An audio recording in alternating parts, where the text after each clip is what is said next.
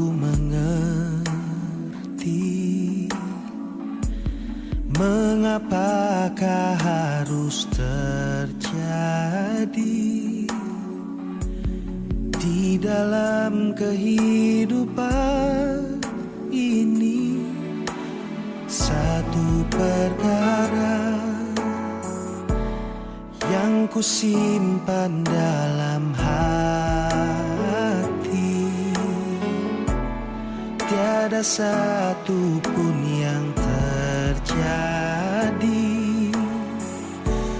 tanpa Allah peduli.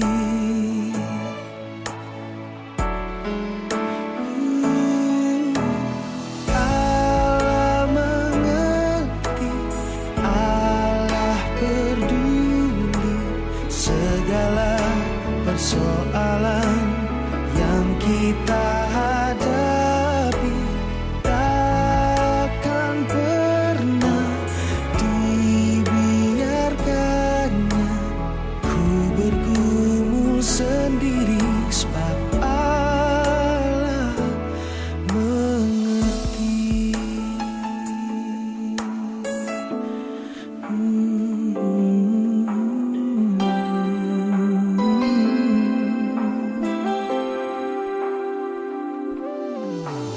Banyak perkara yang tak dapat ku mengerti. Mengapakah harus terjadi di dalam kehidupan ini? Satu perkara yang ku simpan dalam hati, tiada satu pun kan terjadi tanpa Allah peduli.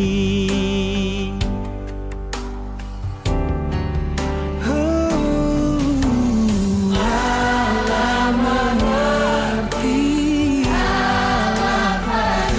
peduli Persoalan yang kita hadapi takkan pernah dibiarkannya ku bergumul sendiri. Allah mengerti, Allah peduli segala persoalan yang tiap kita hadapi. Takkan pernah dibiarkan ku sendiri, sebab Allah mengerti.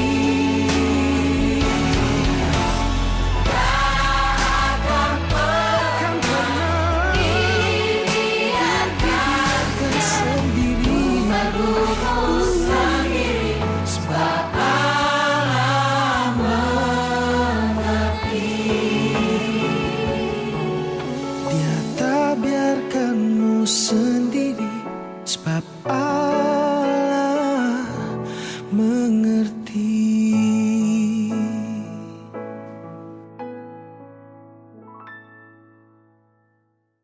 Puji Tuhan, shalom.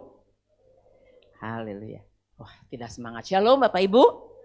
Haleluya. Hari ini kita akan memperingati, dan bukan saja memperingati, kita akan mengalami.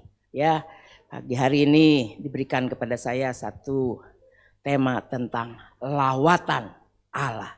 Ya, Saya ada di dalam tim pelawatan di dalam kepengurusan ini.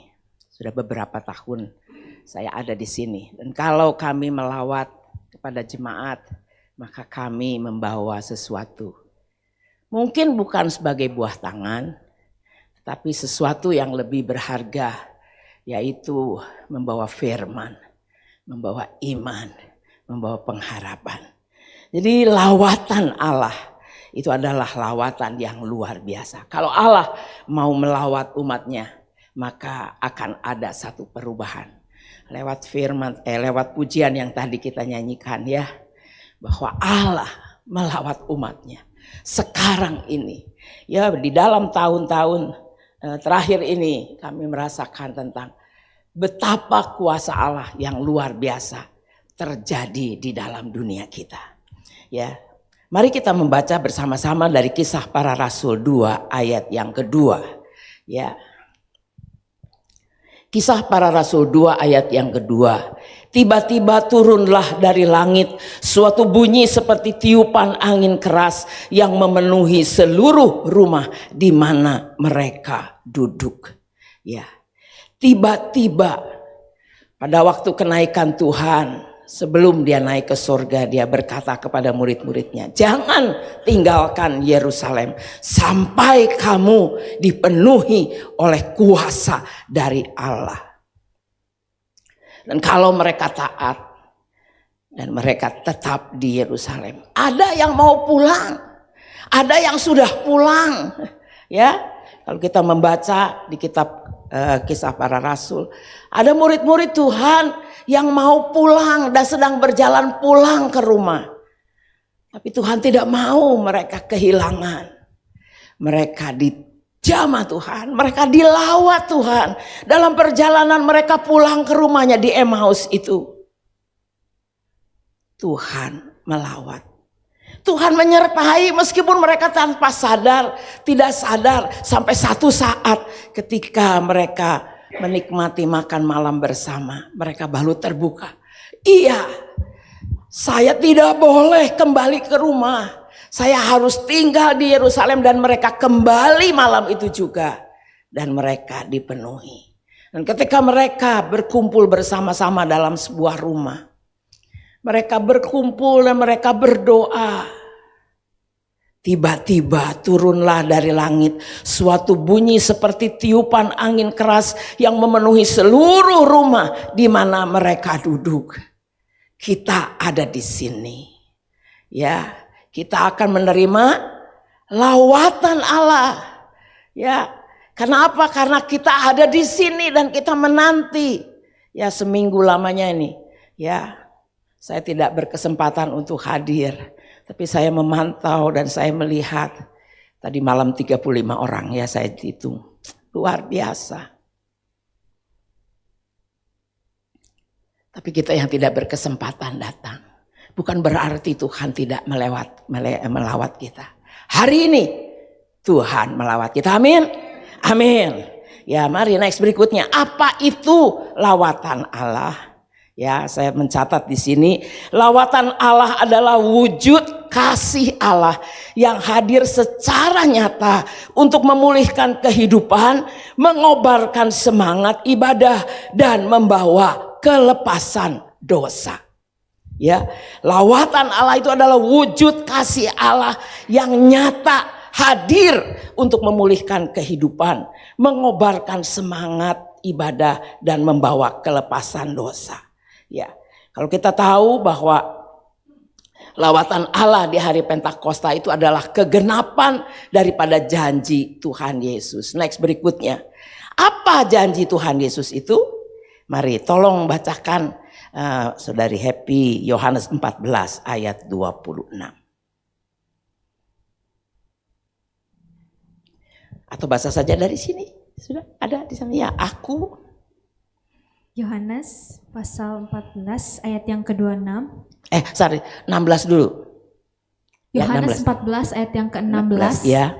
Aku akan minta kepada Bapa dan ia akan memberikan kepadamu seorang penolong yang lain, supaya ia menyertai kamu selama-lamanya. Ayat 26. Yohanes 14 ayat yang ke-26, tetapi penghibur, yaitu Roh Kudus yang akan diutus oleh Bapa ke dalam namaku, dialah yang akan mengajarkan segala sesuatu kepadamu dan akan mengingatkan kamu akan semua yang telah kukatakan kepadamu. Nah, ya, Tuhan Yesus berjanji bahwa Dia akan memberikan penolong yang lain.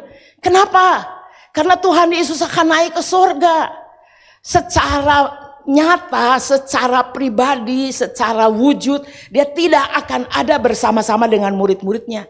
Dan juga Dia tidak akan ada bersama-sama dengan kita sekarang ini secara nyata. Tetapi Dia berkata, aku akan minta kepada Bapa dan Dia akan memberikan kepadamu, kepada kita semua, seorang penolong yang lain. Dan Dia akan menyertai kita selama-lamanya. Kalau Tuhan Yesus ada cuma satu. Tapi roh penolong ini katanya Roh Kudus yang diutus akan dalam nama oleh Bapa dalam namaku, itu akan ada di dalam hati dan pikiran kita pribadi, satu demi satu. Ya, dan Dia akan menyertai kita betul selama-lamanya. Selama kita hidup, Dia akan ada dalam hati dan pikiran kita. Dan Dia akan mengajarkan kepada kita segala sesuatu dan mengingatkan kita apa yang Dia katakan kepada kita. Sehingga pada waktu kita menghadapi suatu masalah, pada waktu kita menghadapi suatu percobaan, pada waktu kita menghadapi suatu ujian, maka Roh Kudus akan mengingatkan kita bahwa Dia tidak pernah meninggalkan kita. Roh Kudus akan mengingatkan kita akan firman Tuhan. Tuhan berkata, aku menyertai kamu senantiasa sampai kepada akhir zaman. Aku tidak akan membiarkan engkau sendiri. Aku tidak akan membiarkan engkau piatu. Aku menyertai kamu. Dan bukan itu saja, setiap janji firman Tuhan akan diingatkan kepada kita. Sehingga waktu kita dalam keadaan terpuruk, pada waktu kita dalam keadaan sendiri menghadapi masalah yang sepertinya tidak mungkin kita hadapi, Roh Kudus akan mengingatkan kita firman Tuhan, aku menyertai kamu. Engkau tidak sendiri. Pada waktu kita berdoa dan kita menutup mata, kita merasakan pelukan Tuhan. Saudara, waktu Allah melawat umatnya, maka dikatakan tadi dalam satu prinsip bahwa Dia akan memulihkan kehidupan. Next, ada pemulihan dalam kehidupan. Pada waktu Allah melawat kita, maka waktu kita dalam keadaan sendiri, maka kita akan merasa bahwa kita tidak sendiri karena Dia ada bersama kita. Pada waktu kita serasa tidak sanggup menghadapi hal ini, maka Dia berkata, aku memegang tangan kananmu. Aku membawa kamu kepada kemenangan. Berjalan bersamamu. Bukan satu kebetulan bahwa tema kita selama tahun ini adalah melangkah bersama Tuhan. Ya, ada satu pujian yang sekarang sedang viral, bukan? Masalah ini mungkin masih ada, tapi Tuhan punya rencana yang terbaik. Dan Dia pribadi yang tidak pernah berubah. Dia tetap setia. Waktu Allah melawat umatnya, maka akan ada pemulihan kehidupan. Kita melihat beberapa contoh di dalam Alkitab. Kalau kita melihat next berikutnya tentang Petrus. Saudara tahu Petrus terpuruk ketika dia dengan berapi-api berkata, aku akan menyertai Tuhan. Kemana Tuhan pergi? Kalau masuk ke dalam penjara, aku di penjara. Kalau perlu aku mati buat kamu. Tapi apa kata Tuhan? Petrus, malam ini juga sebelum ayam berkokok menyangkali aku 3 kali. Petrus gak percaya, gak mungkin. Tapi suatu kenyataan, satu dalam satu situasi di mana dia dihadapi dalam sesuatu ketika Yesusnya sepertinya ketika diperhadapkan kepada pengadilan itu tidak bisa berbuat apa-apa dan akan menjadi satu tahanan yang akan mendapatkan hukuman mati. Petrus menjadi ciut. Dan ketika seorang budak perempuan berkata, ini orang yang tadi ada di sana bersama dengan dia. Oh, aku gak kenal. Sampai 3 kali. Malah kali yang ketiga Petrus dia berkata mengutuk diri sendiri. Muncul bahasa Sunda mah, daek pae, daek kemedu, tewawu. Sumpah mati, nggak kenal. Sampai sebegitu. Dan setelah itu ayam berkokok.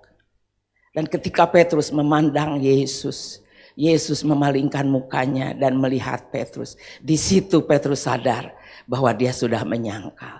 Dan dia keluar dari ruangan itu dengan menangis. Petrus yang sombong jatuh dari tempat yang tinggi. Ada di tempat yang terendah. Dia berkata, enggak mungkin aku akan diampuni. Tidak mungkin aku akan kembali seperti dulu. Lalu kenyataannya bahwa Yesusnya mati. Disalib. Dan ketika ada kabar yang menggemparkan berkata bahwa mayatnya tidak ada. Bahwa Yesus sudah bangkit. Dan dia dengan segera berlari. Dan masuk lebih dahulu ke dalam kuburan itu. Dan dia melihat kenyataan bahwa yang ada di sana hanyalah kain kafan saja. Tapi dia masih tidak punya pengertian. Sama mungkin seperti kita ya. Nggak mungkin. Yesus yang membangkitkan orang mati. Itu betul. Tapi Yesus dibangkitkan sama siapa? Tidak ada yang punya kuasa seperti itu. Dia tidak tahu bahwa Yesus sanggup untuk bangkit sendiri. Amin. Haleluya. Kuasanya tidak hanya ada pada waktu dia masih bernafas dan hidup. Tapi ketika dia juga sudah mati. Ketika jasadnya, tubuh manusianya mati dan dikubur. Kuasanya tetap nyata. Dan dia bisa bangkit sendiri. Untuk menyatakan bahwa dia punya kuasa menghadapi maut. Petrus dilawat. Pada suatu waktu ketika Tuhan berada di tepi danau itu. Dan ketika Petrus dia sedang menjala ikan. Nggak dapat apa-apa. Semalaman penuh. Sampai Tuhan berkata, adakah lauk bagimu? Nggak ada. Taburkan pukatmu. Dan ketika Petrus melihat hal itu nyata. Lalu dia turun.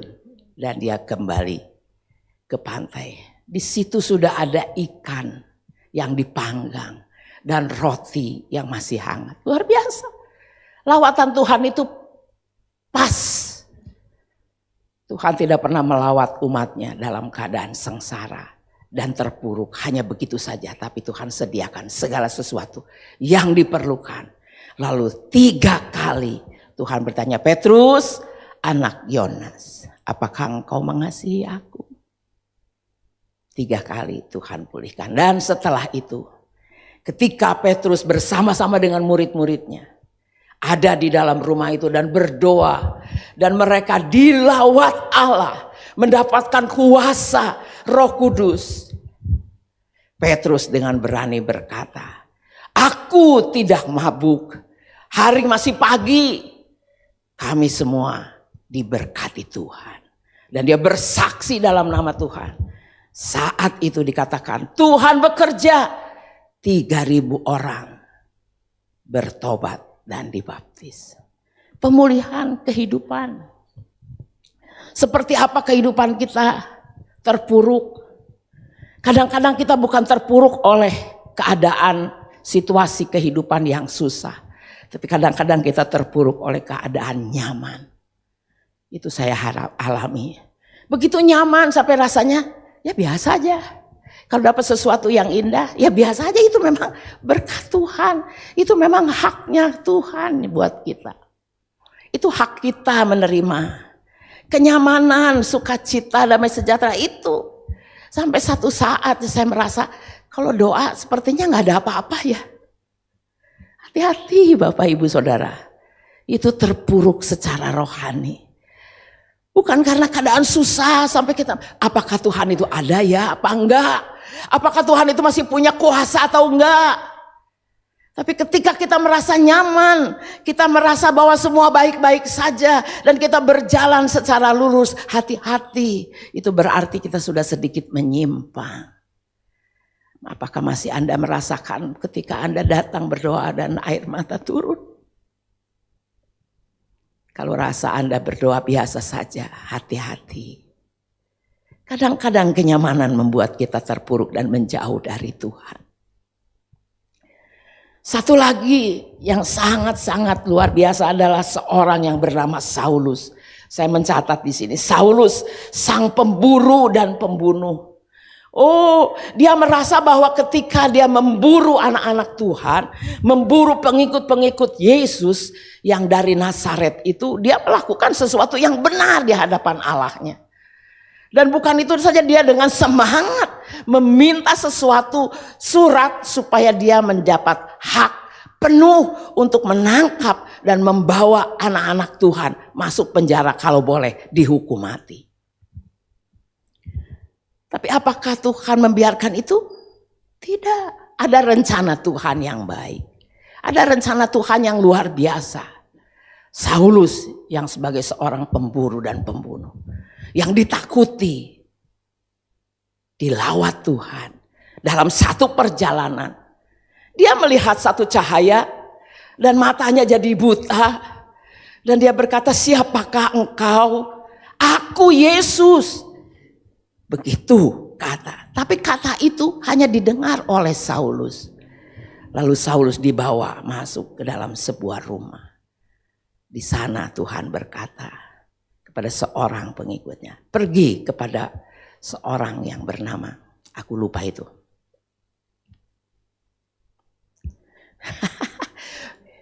Iya. Nanti di Ananias ya. Ananias, murid Tuhan itu.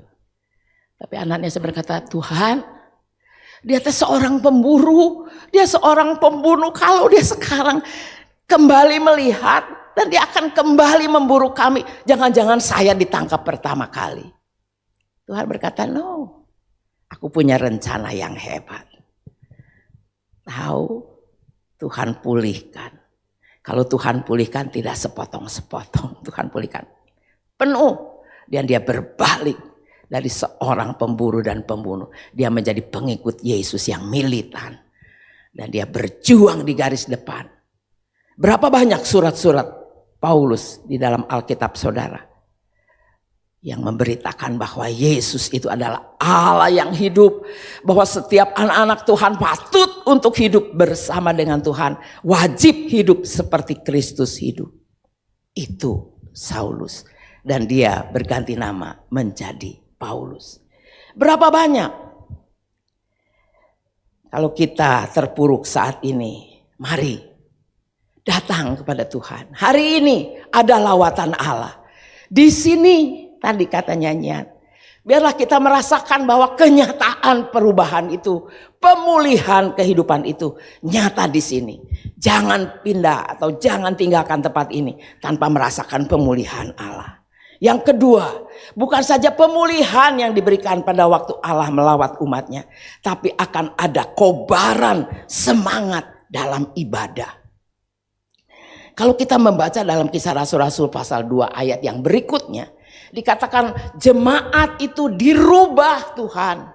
Ya, ada pemulihan bukan saja dalam kehidupan mereka, tapi juga ada semangat.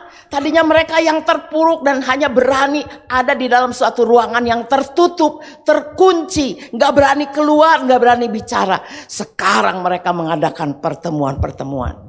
Dikatakan yang pertama, bertekun dalam pengajaran dan persekutuan.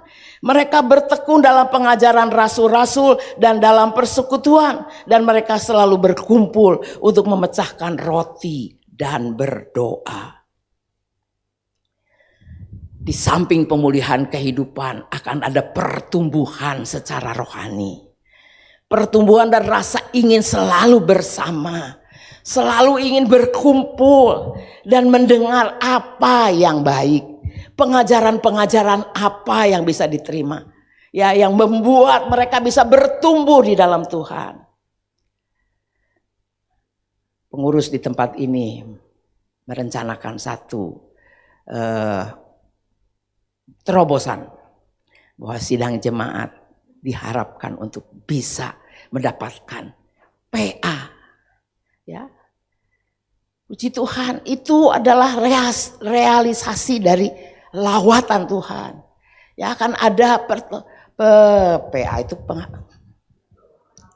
pemahaman Alkitab, ya, pendalaman. Jadi makin mendalami, mereka akan buka saja dihidupkan dan dirubah, lalu mereka akan merasakan kehausan akan firman Tuhan. Dan beberapa dari kita nanti akan mendapatkan pengajaran, dan pengajaran yang benar dari firman Tuhan itu akan diteruskan kepada seluruh sidang jemaat yang rindu untuk mendengar dan belajar. Lalu mereka bersama-sama memecahkan roti dan berdoa. Ada 2 hari doa di tempat ini. Hari Selasa khusus untuk para remaja dan pemuda. Mari adik-adik yang dipulihkan Tuhan, mari berdoa, mendekatkan diri kepada Tuhan. Sidang jemaat, mari berkumpul, berdoa. Karena dengan berdoa bukan saja kita hanya berkata-kata kepada Tuhan, tetapi kita melekatkan diri kepada Tuhan. Kita menyatakan bahwa kita tidak dapat hidup berbuat apa-apa tanpa Tuhan. Kedua, kobaran semangat ibadah itu akan ada perbuatan mujizat. Mujizat itu bukan saja terjadi ketika Yesus ada dan bersama dengan mereka, tapi setelah mereka mendapatkan lawatan Allah dan mendapatkan kuasa Roh Kudus, dikatakan mereka sekarang berbuat atau mengalami banyak mujizat. Ya, salah satunya yang saya catat di sini Petrus dan Yohanes ketika dia masuk ke bait Allah untuk berdoa, untuk beribadah, dia melihat seorang yang lumpuh, meminta-minta. Ya, kalau dikasih uang ya cuma saat itu saja. Mungkin kalau uangnya banyak bisa bertahan sampai sebulan. Tapi setelah itu lumpuhnya dia tetap tidak bisa bekerja. Tapi Petrus dan Yohanes dia berkata, "Mas perak tidak ada padaku, tapi aku punya nama Yesus." Yesus yang pernah hidup dan berjalan. Yesus yang naik ke surga dan memberikan lawatannya, dan itu Roh Kudus yang diberikan kepada murid-murid. Petrus Yohanes pakai itu. Dalam nama Yesus berdiri, dan kuasa itu nyata, orang yang lumpuh itu bisa berdiri dan berjalan. Meskipun setelah itu Petrus dan Yohanes diinterogasi, tapi bukan itu tujuan daripada Tuhan. Tapi tujuan daripada Tuhan adalah kemasyhuran nama Tuhan, nama Yesus sebagai penyembuh yang ajaib. Itu nyata. Meskipun dia sudah tidak ada, tapi kuasanya tetap nyata melalui murid-muridnya. Dan itu juga akan terjadi dalam hidup kita. Ya, ada lawatan Allah, bahkan ada mujizat Allah. Ya, dan banyak sekali kejadian-kejadian kalau Bapak Ibu membaca dalam Alkitabmu. Petrus membangkitkan Dorcas. Ya, Paulus membangkitkan Etikus orang muda, dan banyak karya-karya yang lain. Dan bukan itu saja, sampai saat ini kalau saudara rajin mengikuti ibadah-ibadah tentang KKR penyembuhan, saudara melihat dengan nyata. Salah satu kesaksian dari teman saya, waktu itu saya masih rajin, ya, masih rajin ikut dalam satu tim pujian. Saya ingat, saya lupa itu tahun berapa, tapi ada KKR penyembuhan di Gelora. Saparua, di Saparua. Saya kira kalau nggak salah baru 1 malam atau 2 malam ya, itu langsung di-cut sama pemerintah. Ya, harus dibuat secara tertutup di tempat lain. Tapi kandung teh berarti udah udah kagok bahwa berita itu sudah tersebar dan beberapa orang-orang yang sakit itu sudah dibawa ke sana sedangkan ibadah tidak ada di situ. Tempat itu gelap. Tapi panitia tahu bahwa hal itu akan terjadi. Dia masih memberikan atau menyuruh beberapa staf untuk ada di situ untuk standby dan membawa mereka ke tempat ibadah yang baru. Teman saya ini seorang wanita, dia ada di situ dan dia berjaga-jaga. Ada seorang yang sakit, ya saya lupa kalau nggak salah sakitnya lumpuh. Ya maksudnya tidak bisa berjalan pakai kursi roda. Dan dia berkata, "Bu, hari ini ibadahnya pindah. Waduh, saya dari luar kota. Kalau nggak salah entah dari Tasik apa dari Garut, pokoknya dari luar kota Bandung. Sudah kanung ke sini nggak tahu tempat itu. Nanti kami enggak, Bu. Saya percaya nama itu meskipun siapapun yang berdoa tetap punya kuasa." Dia berkata, "Ibu percaya saya berdoa." Saya percaya. Dan mereka berdoa di situ. Di tempat di mana yang gelap itu. Dalam nama Tuhan, meskipun yang berdoanya sendiri sedikit tidak yakin apakah betul bisa ya terjadi. Dia berdoa dalam nama Yesus. Ibu ini bangkit dan berjalan. Dia berkata, "Ciloni, saya lihat dia berdiri dari kursi roda itu dan dia berjalan." Saudara, kuasa Allah tidak memakai orang-orang yang hanya mau mamer. Tapi siapa yang mau dipakai Tuhan. Dia berkata, dari situ saya juga dikuatkan bahwa saya ini dipakai Tuhan. Meskipun saya bertugas di situ hanya sebagai seorang pembawa berita bahwa ibadah tidak di sini. Tapi ibadah ditempatkan lain, di tempat lain dipindahkan. Dunia bisa menahan supaya tidak ada ibadah-ibadah, supaya tidak ada keajaiban-keajaiban, tidak ada mujizat-mujizat, tapi Tuhan tidak pernah bisa dikekang. Tuhan tidak pernah bisa dibatasi. Siapapun di antara kita bisa melakukan itu.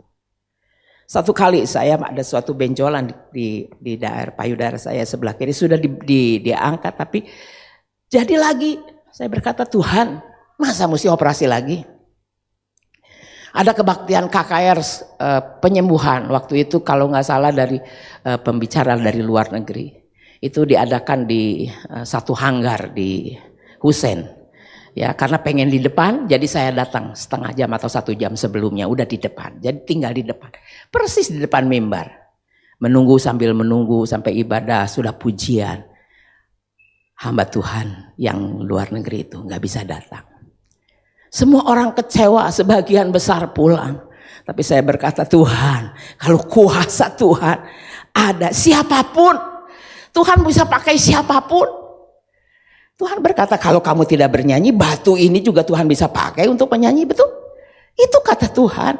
Dan itu saya alami. Ya, hamba Tuhan yang berkata, saya bukan siapa-siapa, tapi saya tahu saya alat Tuhan. Saudara yang sakit, jamaah, di mana saudara sakit? Bilang dalam nama Tuhan Yesus sembuh. Waktu saya jamaah saya berkata, Tuhan aku sembuh. Sedikit rada sanksi, ada. Saya pegang masih ada. Haleluya saya bilang. Tapi saya lupa satu saat. Saya nggak tahu itu berapa lama. Tapi ketika saya periksa, hilang saudara. Sampai saat ini tidak ada lagi. Siapapun Tuhan bisa pakai. Ayo. Mari kita terima lawatan Allah, maka akan ada pengalaman-pengalaman mujizat. Yang ketiga, bukan saja ada pengalaman mujizat, tapi akan ada sukacita. Ya, mari tolong bacakan happy. Kisah Rasul-Rasul pasal 2 ayat 46 dan 47 dalam bahasa Indonesia masa kini.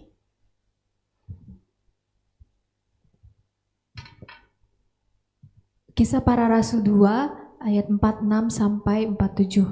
Sukacita karena Tuhan menambahkan orang yang diselamatkan. Setiap hari mereka terus berkumpul di rumah Tuhan serta makan bersama dengan gembira dan rendah hati di rumah-rumah mereka. Mereka terus memuji Allah dan disenangi oleh semua orang. Setiap hari jumlah mereka terus bertambah karena Tuhan memberikan kepada mereka orang-orang yang sedang diselamatkan. Amin. Amin. Amin saudara. Amin. Ya, Tuhan akan menambahkan kita dengan orang-orang yang sedang diselamatkan. Tadi lawatan Allah bukan saja mengubah kehidupan, mengobarkan semangat ibadah, tapi juga membawa kelepasan dosa. Karena datangnya Tuhan Yesus ke dalam dunia ini bukan hanya sekedar penyembuhan, bukan hanya sekedar membangkitkan orang mati, bukan hanya sekedar mengubahkan kehidupan, tapi menebus dosa kita, memindahkan kita dari keadaan yang salah kepada keadaan yang benar, dari keadaan yang mati kepada keadaan yang hidup selama-lamanya dalam Tuhan. Mari, biarlah lawatan Allah terjadi hari ini dan membuat kita, dikatakan di sini, disenangi oleh semua orang. Setiap perkataan kita membawa berkat, setiap tingkah laku kita membawa semangat. Ya, berapa hari ini saya dengan suami saya berikan kesempatan oleh Tuhan ada dalam satu keadaan yang tidak baik-baik saja. Dan saya ada di dalam satu ruangan lebih kecil dari ruangan ini rasanya. Tapi mungkin sebesar ini, hanya 20 bed. Semua yang dirawat di sana semuanya berpenyakit sama. Ya, supaya penanganannya intensif, ya. Lalu dalam kesempatan saya bisa bertemu dengan mereka dan saya bisa memberikan kepada mereka kata-kata penguatan. Ya, meskipun kami sendiri juga perlu dikuatkan, tapi sebagai anak Tuhan gak bisa cuma bicara ketika mereka dalam keadaan terpuruk. Tante, saya gak bisa. Papa saya harus di bypass.